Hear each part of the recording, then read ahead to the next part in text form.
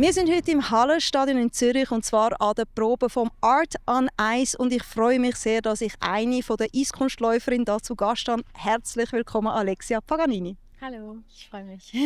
Liebe Alexia, du bist schon sehr, sehr früh auf den Schlittschuhen gestanden. Erzähl mir, wann hast du das erste Mal auf dem Eis deine Pirouetten gedreht? Mein erstes Mal auf dem Eis war, wenn ich 2 Jahre alt war, weil meine Mutter mich dazu gebracht hat. Und meine ersten Pirouetten waren wahrscheinlich später dann. Wie lange dauert das so, bis man so eine Pirouette kann? Ich glaube, wenn man jung ist, dann dauert es ein bisschen länger, als wenn man so 8 bis 10 ist. Aber ich denke mit mir vielleicht so 1,5, 2 Jahren schon so. Ja. Das ist schon passiert. Du bist schon sehr, sehr lange auf dem Eis und hast auch viele Erfolge feiern können. Du warst 4-mal Schweizer Meisterin, du warst 4. an der 2020 Europameisterschaften, hast viel auf dem Eis verbracht von deiner Zeit. Du hast aber 2024 nach vieler Zeit deinen aktiven Rücktritt gegeben aus dem Sport. Ist dir diese Entscheidung leicht gefallen? Eher nicht, weil es war wirklich mein ganzes Leben für so lange und ich hatte so ganz viele verschiedene Emotionen und ja, es hat schon eine Weile gedauert, bis wir wirklich 100% drauf gekommen bin. Bleibst du dem Sport aber weiterhin treu, mal abgesehen von den Schaulaufen? Ja, also den Plan ist jetzt viele Shows zu machen und ich bin auch Eiskunstlauftrainerin, also ich werde immer noch auf dem Eis sein. Ich habe das gehört von einer Bekannten von mir, dass du auch die Kleinen dort trainierst. Bist du dort auch ambitioniert, dass du dort wieder kleine Schweizer Meisterinnen vielleicht groß werden sehen kannst? Also ich glaube eher nicht so wirklich. Ich will einfach, dass sie ein bisschen Spaß haben und eher so ein bisschen mehr breiten Sport fokussiert, statt so ganz viel Leistung und Aggressivtraining. Ich will eher so ein bisschen mehr entspannt Trainerin sein. Eine entspannte Trainerin, aber ich weiß, dass du neben dem Eiskunstlauf auch noch weitere Akrobatik neu trainierst. Magst du mir etwas darüber erzählen?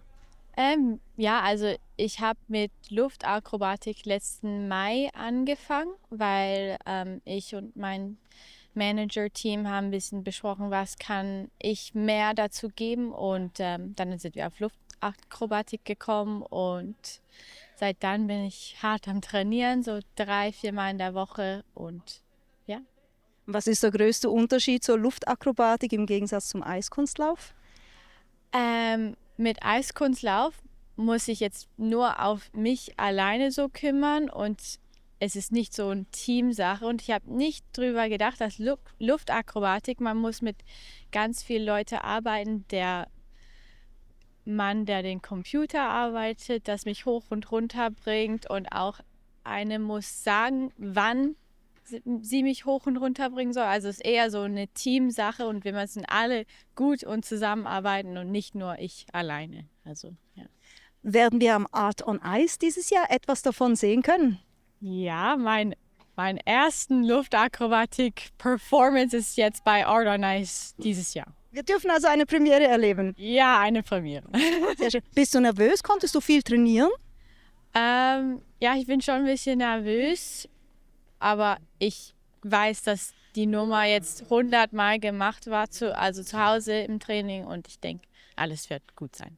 Das wird bestimmt faszinierend. Ich freue mich sehr auf die Nummer. Sag mal, dieses Art on Ice, wie oft warst du schon dabei? Ich bin seit 2020 dabei. Ich glaube, das ist 5 Mal oder vielleicht sogar mein 6. Mal. 5 oder 6 Mal. Was macht es so speziell, am Art on Ice zu sein? Also mit Art on Ice ist es sehr speziell, dass man mit den Sängern eine Verbindung haben kann und so Live-Musik kann ich nicht so oft erleben mit Eiskunstlauf, das ist sehr speziell. Und auch, dass ich in der Schweiz auftreten kann, ist auch ganz schön. Die Live-Musik, zu wem wirst du deine Akrobatik machen dieses Jahr? Dieses Jahr laufe ich zu Birdie. Das ist ein großes Highlight, denke ich. Ja, ich konnte Birdie schon seit Jahren und auch für Eiskunstlaufmusik ist sie sehr oft benutzt und ich freue mich riesig. Sehr schön. Alexia, noch die Frage, was passiert denn in der Zukunft? Jetzt haben wir gehört, dass du als Trainerin dem Eiskunstlauf treu bleibst, selber dich in der Akrobatik noch weiterentwickelst. Gibt es da noch weitere Zukunftspläne für dich? Bis jetzt das ist eigentlich mein Plan. Und auch so Universität mache ich an der Seite. Und ja, mal gucken, wo das alles entwickelt und weitergeht. Aber wir dürfen dich noch einige Jahre an Shows erleben in dem Fall. Ja, das ist der Plan, ja. Sehr schön, dann freuen wir uns auf diesen Plan und dich immer noch auf der Bühne oder auf dem Eis sehen zu dürfen. Herzlichen Dank, Alexia, warst du im Gespräch. Vielen Dank.